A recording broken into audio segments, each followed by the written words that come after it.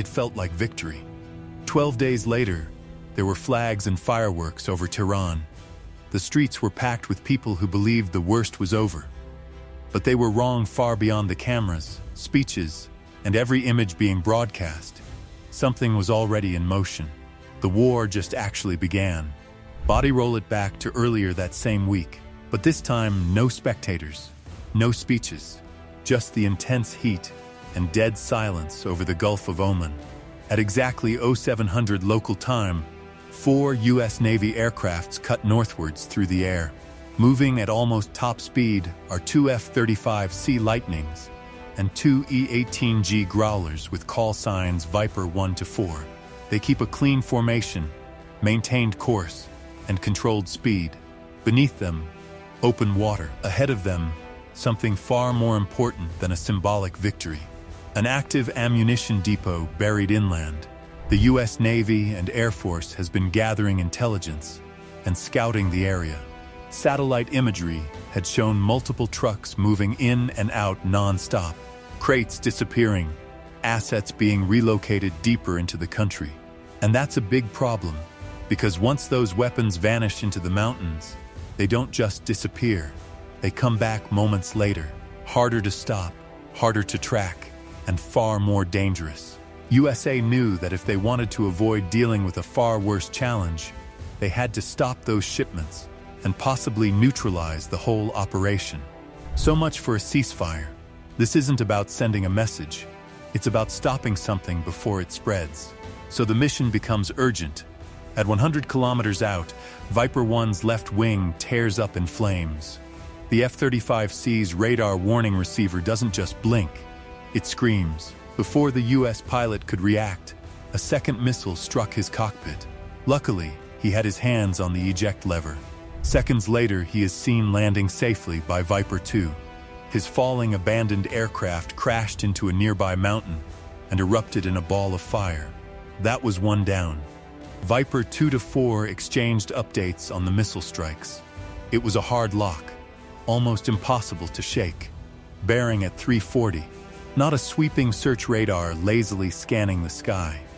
This is precise, focused. A few miles ahead, in a terrain that was believed to be suppressed, an Iranian air defense system sweeps the area for contacts, and it already has them in its sight.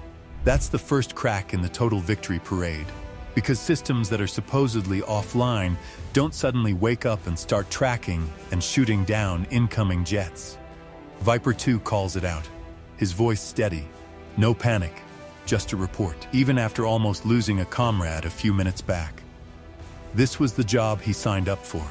Behind him were Viper 3 and 4, the Growlers.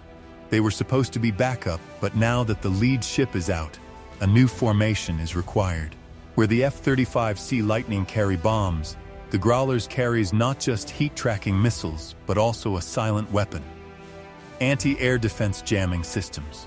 Within seconds, they flood the airspace with electronic interference waves, blasting across frequencies, overwhelming the radar trying to get a lock on the fighters.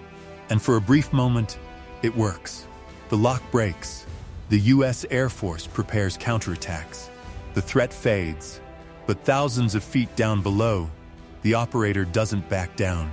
He adapts to the electronic interference, narrows the beam, and tightens the scan into a focused cone. He has done this dozens of times during practice, a tactic to turn the enemy systems against them, especially against aircrafts like the E-18G Growler. And slowly, through the noise, the signal picks up. Weak, unstable, but slowly coming back. 8 seconds is all he needs to fire, and he's already halfway there. Viper 2 and 4 reacts immediately, leaving Viper 3 to continue battling the non-stop jamming waves. They break into a defensive weave, each on both wings of the aircraft, keeping their systems active. Each turn forces the radar to constantly recalculate their position. Each second gained was more important, but every movement comes at a cost. Interference waves being sent out by Viper 3 keeps bouncing off. Within seconds, his radar shuts down. Now they are drifting off course. The depot is still ahead, but now it's slipping further away with every turn. Without hesitation, Viper 3 drops a missile from its wing. an advanced anti-radiation weapon. It doesn't just chase signals, it memorizes them and remembers them. Even if the radar is out of action, it already knows where to go. The operator below tries to jam the missile sensors, but it was too late. 35 seconds later, the system could be seen blowing up, reduced to debris in the mountains. All radars are now online. The air defense system has just been taken out, but the second the radar disappears, another one wakes up. A new signal, different frequencies, already tracking. There is no time for celebration. Viper 2 and 4 reacts instantly, pushing their nose down into a steep dive. Altitude bleeds away, 25,000 feet, and collapsing rapidly. Altitude makes you predictable. Predictability makes you dead. Now they're lower, faster, harder to track but also more vulnerable. Above them, Viper 3 scrambles to retune its jamming systems. But returning takes time, and in this region, time is something that doesn't exist. 2 missiles heads straight at them, closing in fast at over Mach 3. This doesn't react like the same system as before. It has a different guidance. The jamming that worked seconds ago means nothing now. Instead of falling back to regroup, the Vipers does the opposite. They tighten up, forming an arrowhead formation. Dozens of flares filled the sky, intercepting the missiles. The explosion causes turbulence for a few seconds, but they are fine. Against this type of threat, separation is deadly. One jet breaks away, and suddenly it's facing both missiles alone. But staying close, they compress their radar signature. Before the smoke could clear, 2 more missiles are on their tail. This time around, chaff bursts into the air behind them. Thousands of metallic strips designed to confuse the incoming missiles. One missile takes the bait immediately, veering off toward the false target. The second doesn't. It stays locked. It wants the last surviving F-35C, Viper 2. The missile streaks past the rudder, close enough to scratch, close enough to fall out of the sky. At the same time, Viper 3 locks onto the new frequency. Jamming slams into the system. The missile loses guidance and stumbles into the C-2 missiles down again. But now the real problem begins. They are almost out of anti-radiation missiles and out of altitude. The worst problem of all is the fuel burning at a rate that turns every second into a calculation. This doesn't stop the mission. It just makes it more dangerous. Back in Tehran, celebrations goes on. But out here, the reality is in flames, literally. They drop to 5,000 feet, using mountains to mask radar, trading detection for a new threat. No radar, no warnings, just heat. At this range, they can take out the air defense system quickly without worrying much about radars. On a rooftop of one of the bases, a soldier fires an infrared missile, locking onto Viper 4's engines. There's no alert in the cockpit. At the last second, the Growler managed to dodge in time, leaving a scrape on his right wing. A few chunks of metal dusts away from the damaged aircraft, but she could still fly. Now they understand.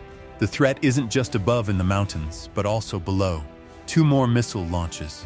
This time they can see it. Without communication, they all break hard, releasing flares simultaneously, and the missile swerves off, exploding close enough to shake the nearby Viper 2. The depot is now in sight. Viper 3 and 4 went in to drop the payload, leaving Viper 2 to take out the anti-aircraft defense systems. Fuel is tight. This is a one-hitter, no second chance. Climbing risks radar. Staying low risks more missiles. There is no safe choice, only the least dangerous. They climb slightly, line up, and release. 4 JDAMs drop from the Growlers at the same time. Guided by GPS and precise, the depot erupts, explosions chaining through stored munitions. Viper 2 follows, striking around the same zone, bombing the defense systems and mobile ground forces. Multiple blasts rang over the Gulf. The threat is neutralized. The mission is complete. Outro same day, same war, as crowd screams and speeches echo, while the word victory fills the air. But off camera, the image is different, with air defenses gone, a supply depot destroyed, and key weapons wiped out before they could move. Still, both sides claim they won. That is modern warfare, where victory is not just what happens, but what is said after, as one side celebrates survival and the other counts damage. The truth sits somewhere in between, with no clean win or clear ending, only split-second decisions carrying permanent consequences. So when you hear total victory, remember it depends on the angle, because the real story is still in play.